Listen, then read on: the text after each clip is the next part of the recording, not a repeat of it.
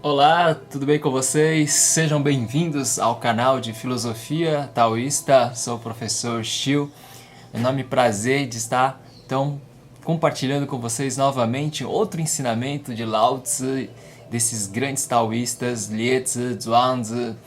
E hoje nós vamos abordar essa questão do nosso comportamento, né, gente? Porque, como eu venho falando, né, eu venho falando que nós somos muito, vamos dizer assim, exigentes com a gente mesmo, e aí eu pensei no superego.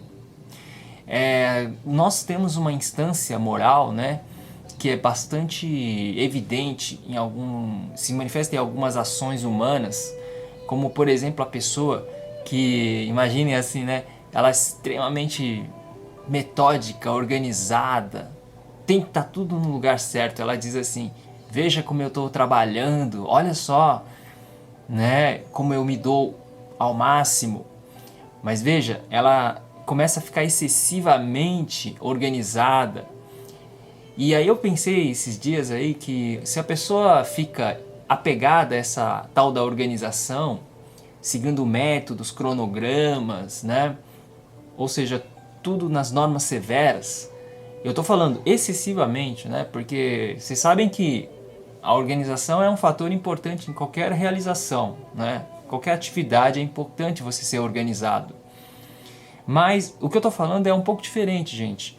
É quando a pessoa está excessivamente apegada a que tudo esteja no controle dela, né? E isso vai gerando, segundo aquilo que ela vê como que é correto, que é certo, porque essa pessoa mesmo, né? E às vezes esses aspectos da personalidade que também está em nós, às vezes se manifestam como uma espécie de obrigatoriedade, né? Então a pessoa fica sobrecarregada com essa missão, com essa obrigatoriedade, como se ela estivesse com a obrigação de que eu tenho que fazer acima de tudo e cumprir aquilo que eu mesmo falei para mim mesmo que eu vou cumprir, né? E ela fica obedecendo a esse comando do superego, né? E veja que coisa curiosa, ela controla tão escrupulosamente as coisas que qualquer desvio, sabe, desvio dessa norma, desse critério tão rígido, né, vai causar uma grande perturbação nesse rigoroso autocontrole que ela exerce sobre si própria. E vejam como isso, na verdade, é uma característica da personalidade humana, né? Da estrutura dessa personalidade. Então eu estou usando a palavra personalidade porque todos nós temos personalidades, né? Cada um tem uma característica mais forte, né? Por isso que distinguem-se personalidades. Mas essa pessoa que eu estou falando, ela tem uma personalidade bastante acentuada de autocontrolar, de exigência consigo mesmo. E no fundo, meditem, parem para pensar. Se nós também, em algum momento, a gente não tem esse momento, né, de você exercer controle excessivo sobre si próprio, e em que medida isso acontece, por que a gente faz isso e o como a gente faz isso. Se a gente começar a meditar nessas ações, nesses hábitos nossos que manifestam isso, né, eu gostaria que vocês, então, refletindo e comentassem aí sobre esse excessivo autocontrole do nosso superego, né?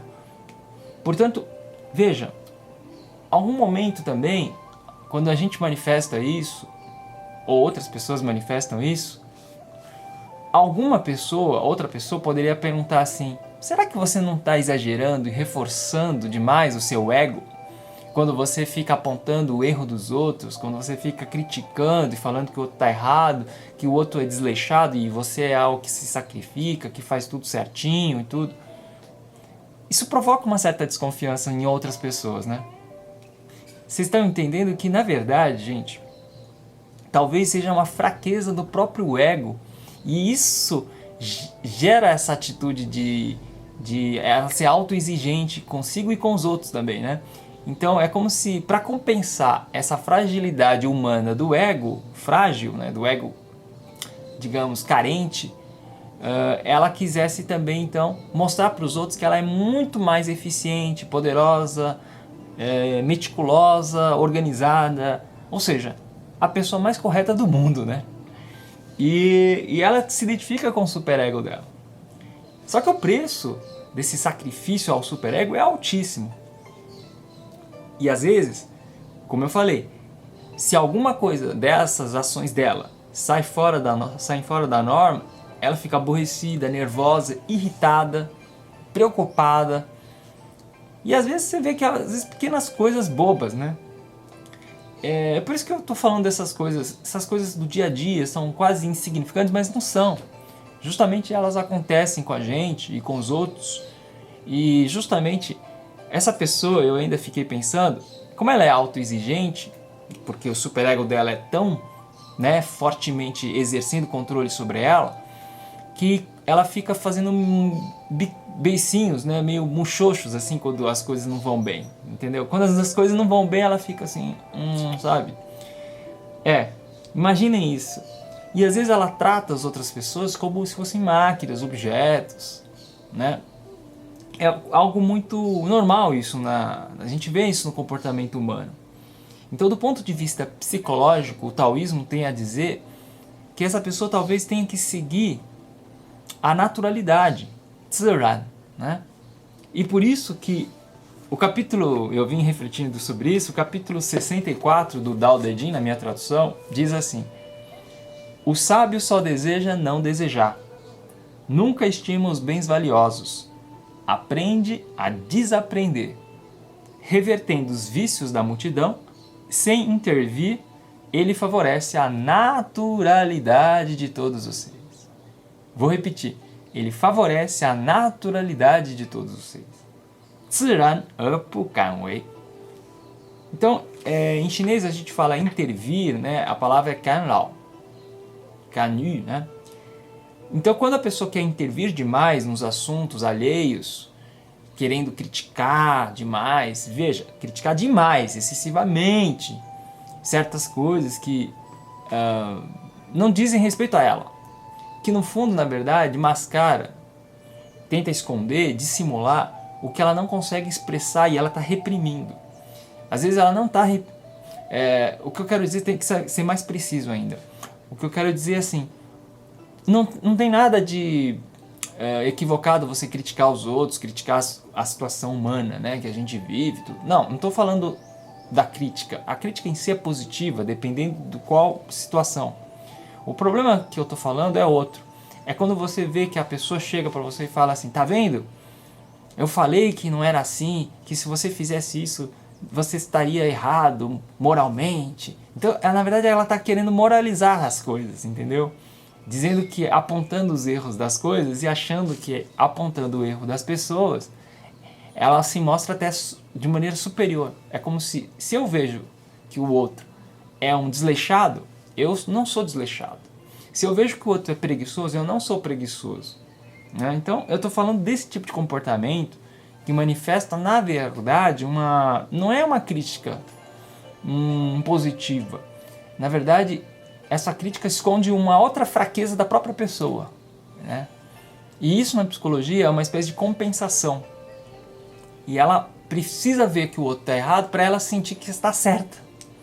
Então, só que isso não é natural, porque na verdade ela mal sabe, porque é inconsciente, né, gente? Ela está obedecendo inconscientemente à voz do superego dela, que não é ela exatamente. Veja, na personalidade ela age de maneira a corrigir os outros, corrigir a situação, criticando a situação, mas ela está obedecendo a um superego. E esse superego não é a verdadeira essência autêntica dessa pessoa. Não é o Panchen, né, dessa pessoa, não é a natureza originária.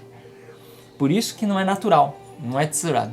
Ela fica forçando, ela fica intervindo demais com regras, normas, critérios,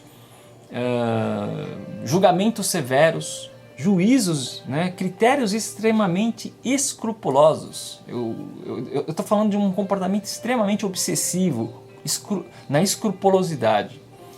Então tudo aquilo que for sujo, errado, ela vai ver, né? Ela vai identificar e vai querer ficar assim, tá vendo? Não limpou direito isso, né? Não fez direito aquilo. Tá. Então ela manifesta essa extrema, essa excessiva conduta, sabe, rígida e rigorosa, né? E aí é claro que a gente percebe que no fundo tem uma fragilidade por trás disso. Queria que vocês comentassem embaixo aí, refletissem sobre isso. E aí eu vou ler o Wang Banshong, que eu acho muito pertinente, porque o Wang Banshong fala que quando o sábio alcança esse estado de Jue-Wu, que Jue-Wu quer dizer esse estado de compreensão, uma compreensão holística, uma compreensão que é... Jue quer dizer despertar, né? U é compreensão. Então, Jue-Wu quer dizer uma espécie de iluminação, compreensão. Quando ele alcança isso, Wu Xin Zhi de Zhizhuo, ele não tem mais o apego da mente. Zhizhuo em chinês é apego, né? Então, Kei Yong Bu Shi Qu, então ele não vai perder nada. Por isso que eu estava falando que naquele capítulo 63, aliás, não, 64 mesmo, 64 do Lao Tzu, ele diz que o sábio deseja não desejar, né? Ele usa a palavra desejo e justamente essa pessoa que eu estava falando, ela é excessivamente desejosa de querer corrigir os outros, de querer corrigir tudo. O sábio não precisa forçar isso, não precisa, porque ele sabe que na verdade as coisas têm um ritmo próprio. Inclusive ele não é exigente consigo mesmo, nesse sentido do superego que eu estou falando. Não quer dizer que a pessoa é desleixada, que o sábio é desleixado. Não é isso, não estou falando disso. Estou falando de que a pessoa, o sábio, ele não quer intrometer-se e forçar a pessoa ou situação ou qualquer evento. Por isso que o Wang Banshong aqui, ele analisando essa situação também, ele diz assim, ó, não, essa pessoa que é sábia, como ela não se apega, né? Então ela não vai se perder nada. Mas veja, aquela pessoa que eu falei, que obedece ao comando excessivo do superego, rigoroso e tudo mais, esse superego é rigoroso demais, né? Então aí ela fica aborrecida quando qualquer coisa sai. Ela fica chateada, frustrada, sabe? Pensem nisso, meditem nessas pessoas, nas situações humanas em que acontece isso. Eu acho bem bacana a gente descobrir isso nas situações humanas, né? E aí, o Wang Banshong aqui, né, ele comenta, Wu Ren Wei de Zao Zuo, quer dizer, o sábio não tem Ren Wei de Zao Zuo, a artificialidade humana. Jiu Kei Bu Luo Bai, então ele nunca, jamais errará, cometerá equívocos. Por isso que ele fala que revertendo os vícios da multidão, né? Ou seja, ele tem um desprendimento, por isso que ele deseja não desejar. Desejar não desejar é desprender-se dos seus juízos, de suas preconcepções parciais. Ele não estima os bens valiosos. Aí o Wang Banshong comenta que esses bens valiosos é a riqueza, o poder, né, Quan Shi, a reputação, a fama, Min Li, né? Então por quê? Porque na verdade o sábio não perde, ó que bonito isso, Shen Min Ben Shen de Tian Zhen Zi Zai, a verdadeira liberdade inata da vida. Eu vou repetir aqui, Shen Min é vida, né? Ben Shen originária. Tian Zhen Zi Zai, quer dizer, Tian Zhen Zi Zai é a liberdade autêntica. Ele não perde a liberdade autêntica da sua verdadeira vida. Shen Min, da sua verdadeira vida. É por isso que ele não tem apego, por isso que ele consegue favorecer aí a naturalidade de todos os seres, sem forçar, sem intervir demais, sem querer comandar, controlar excessivamente em função de um superego que na verdade é um apêndice falso do nosso eu, que não é na verdade o nosso eu, né? Gente, então fico por aqui, muito obrigado e nos vemos nas próximas. Tchau!